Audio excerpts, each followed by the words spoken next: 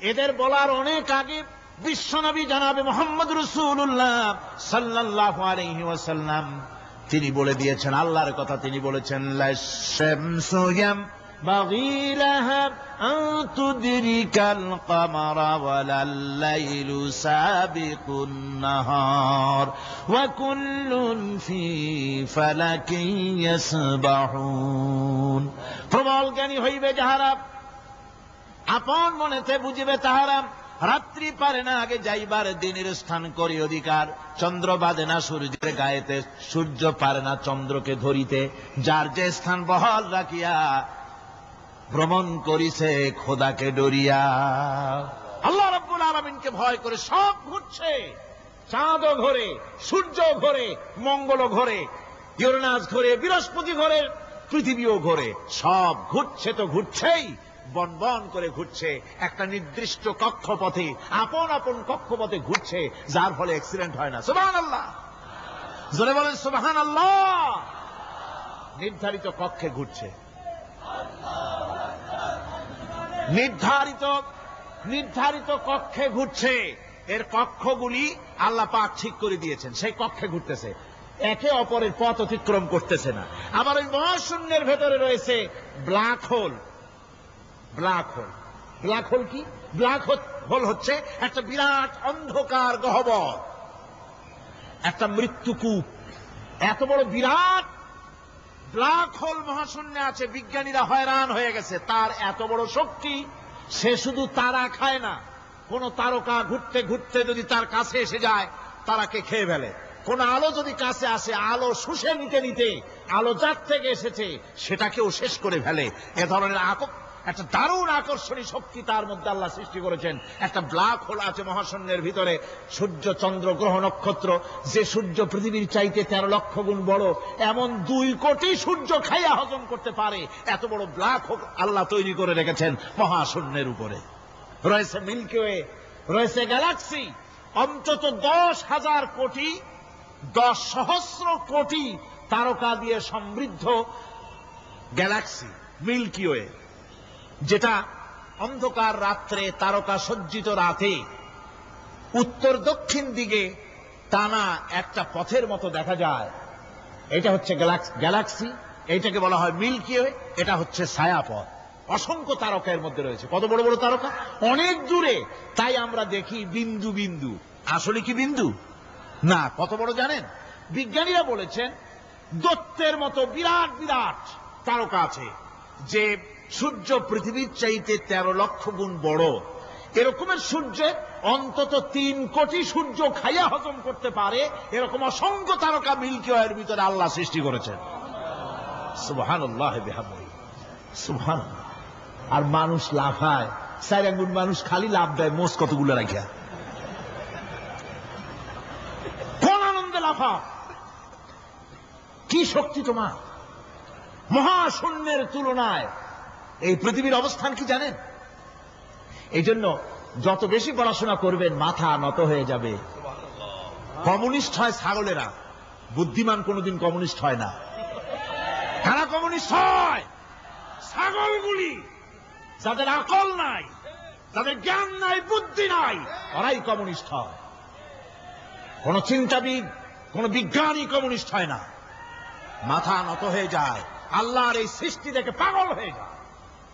নিঃসন্দেহে আল্লাহ আছেন, নইলে পরে এগুলি হয় কি করে? আমি চিন্তা করে পাই না কমিউনিস্ট হয় কেমন, কতখানি পাগল হইলে হয়।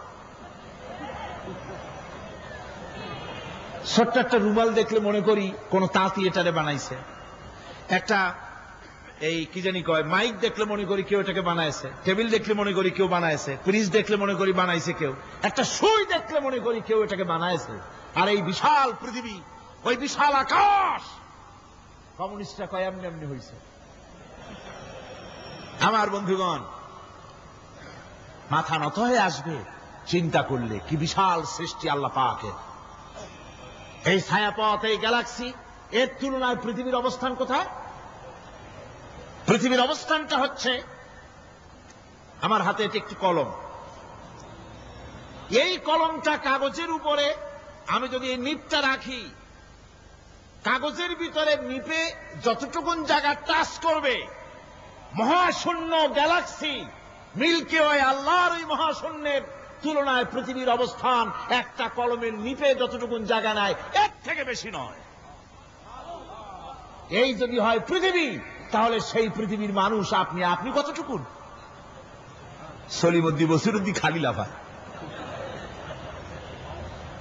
আমার বন্ধুগণ, লাভ কি? লাভের চোটে বলে হ্যান করেঙ্গে ত্যান করেঙ্গে, লাঠিকে আন্দার মুগুর ভরেঙ্গে। কয়েকদিন পর শোনা যায় শীত হয়ে পড়ছে, কিছু নাই। সুতরাং আল্লাহ পাকের অসীম সৃষ্টি জগৎ, এর সঙ্গে বিজ্ঞানের সংঘর্ষ কম, দুই একটা পয়েন্টে আছে।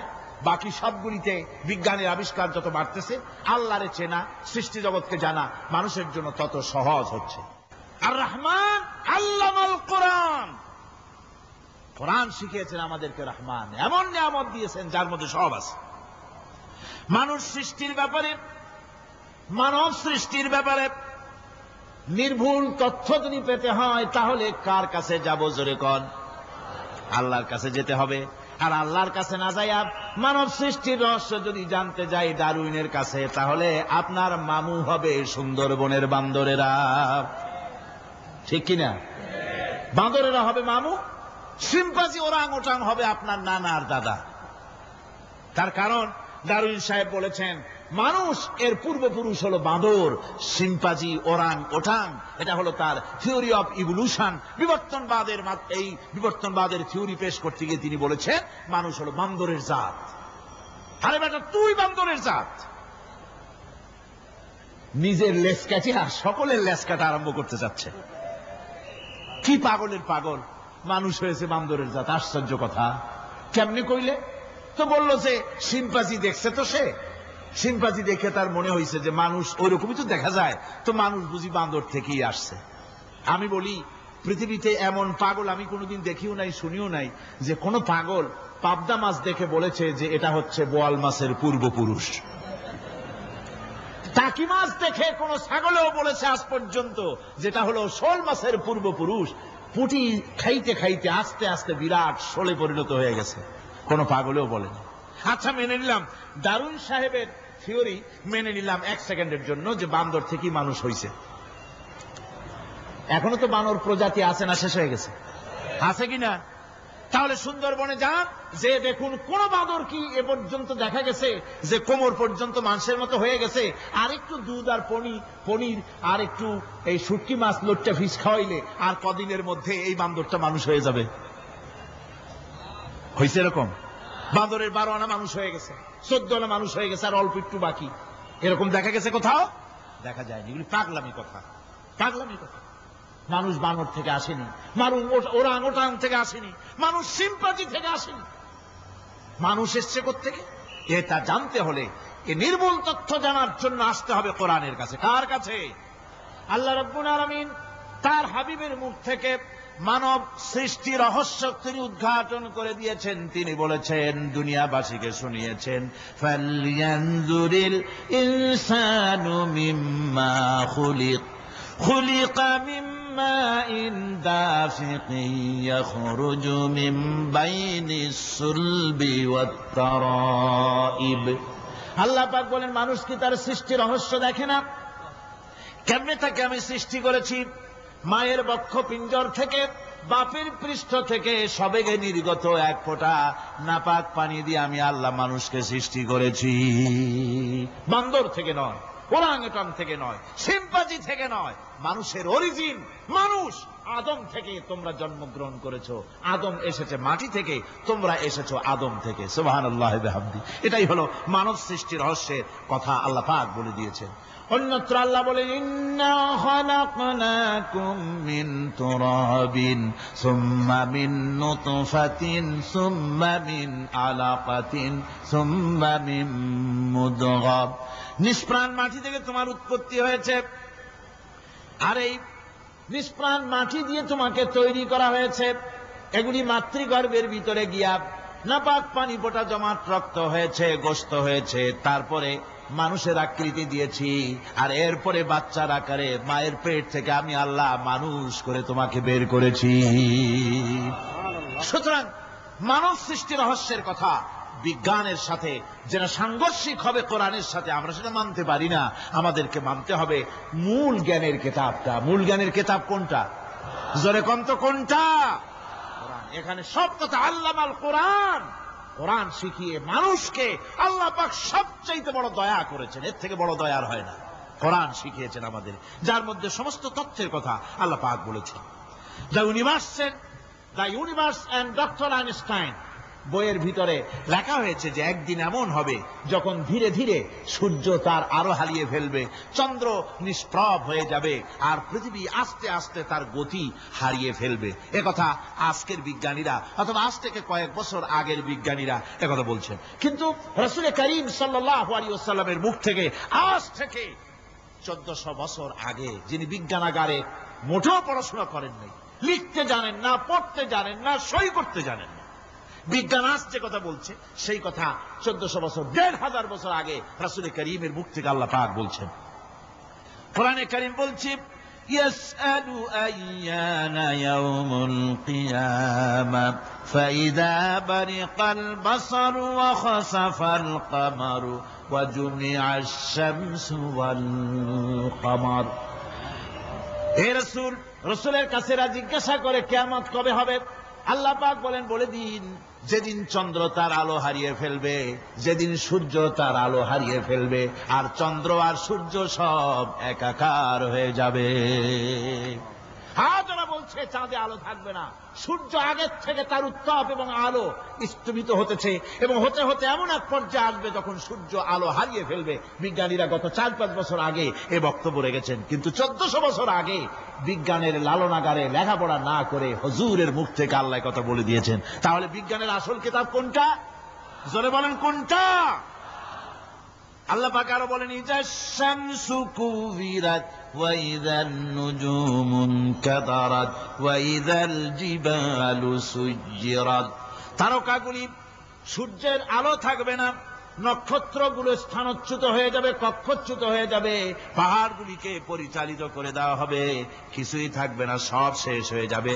বিজ্ঞানীরা আজ বলতেছে যে সব শেষ হয়ে যাবে, কিছুই থাকবে না, সব শেষ হবে। বিজ্ঞানীরা বলতেছেন, কোরআন অনেক আগে বলেছে কুল্লু মান আলাইহা ফান ওয়া ইয়াবকা ওয়াজহু রাব্বিকা যুল জালালি ওয়াল ইকরাম।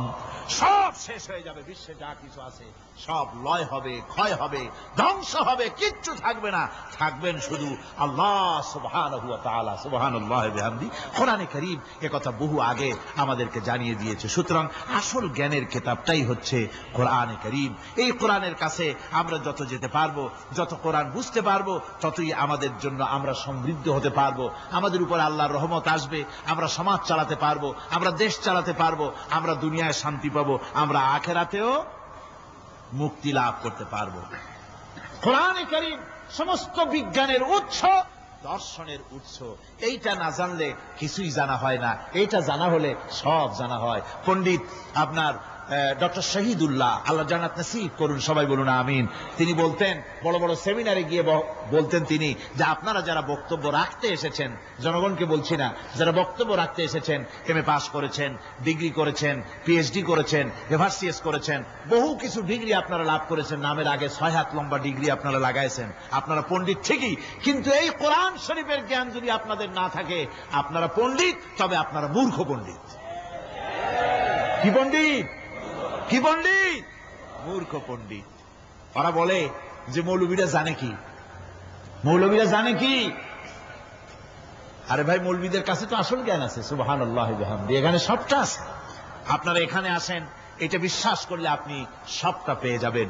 কোরআন বিশ্বাস করতে পারলে, কোরআন জানতে পারলে আপনি সব জানবেন। কোরআনে কারীমের মধ্যে আল্লাহ পাক কত কথা বলেছেন, এর মধ্যে আছে আল্লাহ পাক বলেছেন আফালা ইয়ানজুরুনা ইলাল ইবিলি কাইফা খুলিকাত। এই যে আমি উটগুলারে বানাইছি, কেমনে বানাইলাম তোমরা কি দেখছো?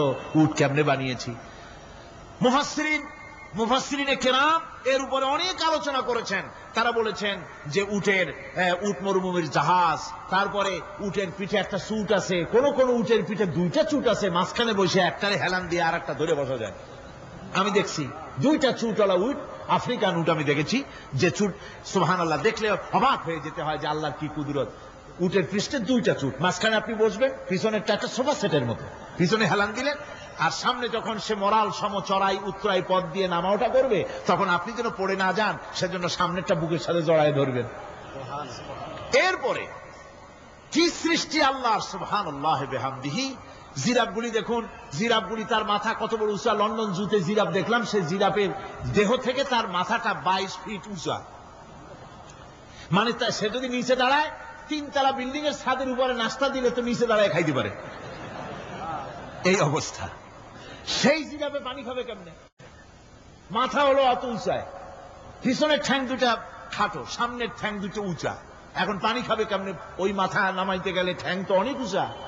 আল্লাহ পাক এমন সুন্দর ব্যবস্থা করলেন, সামনের দুইটা ঠ্যাং এভাবে সরায় দেওয়ার মতো। ও যখনই পানি খায় দেখলাম দুইটা ঠ্যাং অনেক ছেড়ায় দেয়, দুই দিকে ঠ্যাং চলে যায়, তখন মাথাটা সহজে নিচে নামায় আসে, পানি খাইতে পারে।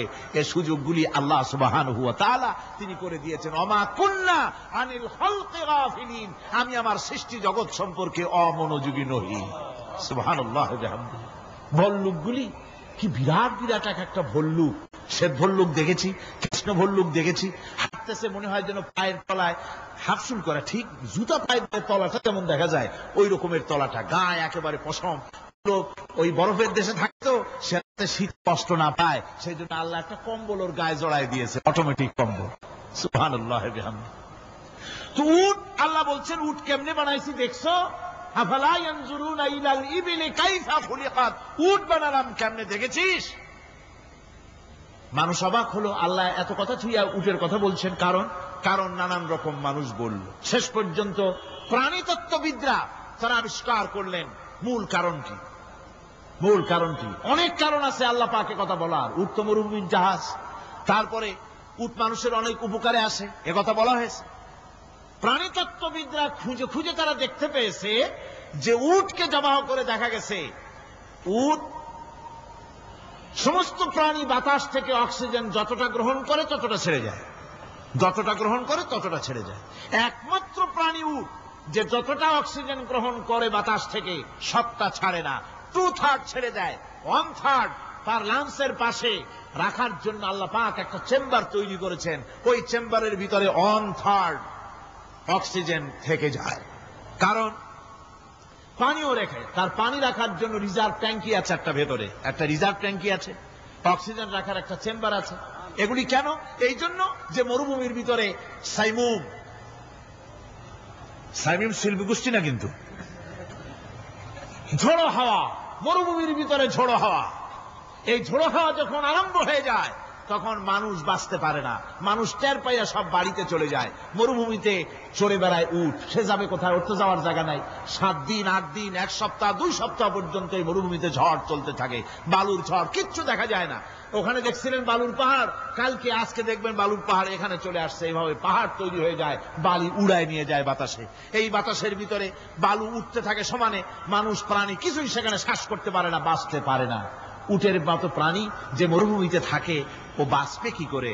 আল্লাহ সুবহানাহু ওয়া তাআলা ওর লাংসের পাশে অক্সিজেন রাখার চেম্বার করে পানির ট্যাঙ্কি তৈরি করে দিয়ে রেখে এমন কায়দা করেছেন, ও যখনই টের পায় যে ঝড় শুরু হবে, সাথে সাথে ঠ্যাং দিয়া মুখ দিয়া গর্ত করে বালুর ভিতরে মাথা ঢুকাইয়া 1 সপ্তাহ 2 সপ্তাহ থাকতে পারবে মাটির তলে, অক্সিজেনের অভাব হবে না। আফালা ইয়ানজুরুনা ইলাল ইবিলি কাইফা খুলিকাত, দেখো নাকি কিভাবে সৃষ্টি করেছি আমি এই সুন্দর উটকে, একবার দেখো। আর শুকরিয়া তোমার মাথা নত হবে। যত বড় কমিউনিস্ট হও, আল্লাহর শ্রেষ্ঠের জন্য সেজদা দিতে বাধ্য হবে যদি তোমার ঈমান এতটুকুনো থাকে। আল্লাহুম্মা আমিন। ربنا ظلمنا أنفسنا وإن لم تغفر لنا وترحمنا لنكونن من الخاسرين ربنا لا تزغ قلوبنا بعد إذ هديتنا وهب لنا من لدنك رحمة إنك أنت الوهاب ربنا العالمين। হাজার হাজার মুসলমান নরনারী দীর্ঘক্ষণ ধরে তোমার কোরআনের কথা শুনেছি, মেহেরবানি করে সওয়াবটুকু রাসূল করিম সাল্লাল্লাহু আলাইহি সাল্লামের রূহ মুবারকে পৌঁছে দাও। तमाम পৃথিবীর মাটির নিচে যত মুমিন মুমিনাত শুয়ে আছে, আল্লাহ তুমি মেহেরবানি করে কবরগুলিকে জান্নাতের টুকরায় পরিণত করে দাও। আমাদের মা বাপ যাদের দুনিয়া থেকে বিদায় হয়ে গেছে, আল্লাহ দয়া করে তাদেরকে জান্নাতবাসী করে নিও। رب ارحمهما كما ربياني صغيرا ربنا تقبل منا إنك أنت السميع العليم وتب علينا إنك أنت التواب الرحيم سبحان ربك رب العزة عما يصفون وسلام على المرسلين الحمد لله رب العالمين بحق لا إله إلا الله محمد رسول الله السلام عليكم ورحمة الله